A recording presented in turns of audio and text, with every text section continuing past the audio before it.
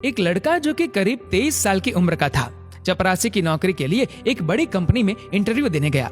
उस कंपनी के मालिक ने उसे कहा कि अगर तुमने ये फर्श अच्छे से साफ कर दिया तो समझो तुम्हारी नौकरी पक्की।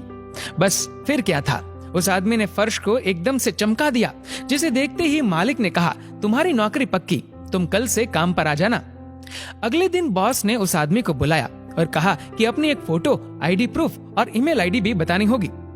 आदमी ने तुरंत कहा कि मैं तो एक गरीब व्यक्ति हूँ साहब, मेरे पास ना तो कंप्यूटर है और ना ही मैंने कभी ईमेल आईडी बनाई है।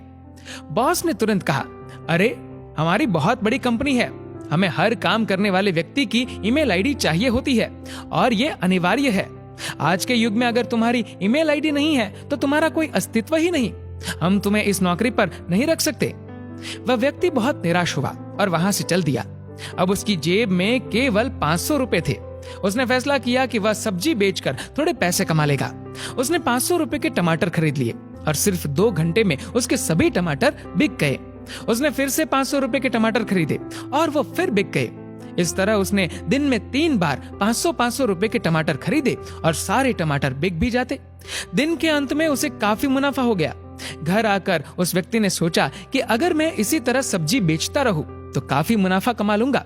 उसने 6 महीने तक यही काम किया और जब उसके पास काफी रुपए इकट्ठा हो गए तो उसने सब्जी की एक रेहड़ी खरीद ली।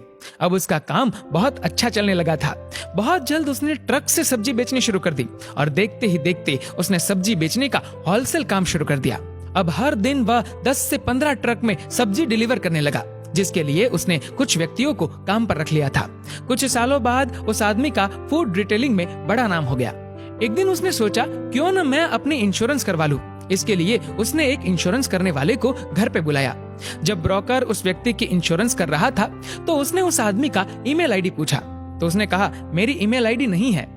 इंश्योरेंस ब्रोकर ने बड़ी हैरानी से पूछा कि आपका इतना बड़ा बिजनेस है लेकिन आपका ईमेल आईडी नहीं है, ऐसा कैसे हो सकता है?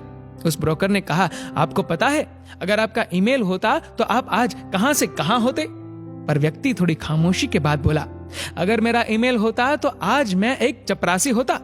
ये बात उस इंश्योरेंस ब्रोकर को तो समझ नहीं आई, लेकिन आपको शायद अच्छे से समझ आ गई होगी।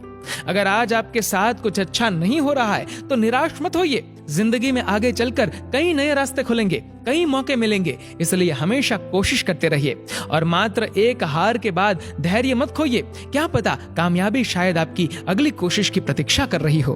दोस्तों, इस वीडियो को लेकर आपकी क्या राय है नीचे कमेंट करके जरूर बताएगा और अगर आपको ये वीडियो अच्छा लगा हो तो इस वीडियो को लाइक करेगा, शेयर करेगा और ऐसे ही और भी इंस्पिरेशनल वीडियोस के लिए सब्सक्राइब करें हमारे यूट्यूब चैनल को और फेसबुक पर फॉलो करें हमारे पेज को। धन्यवाद।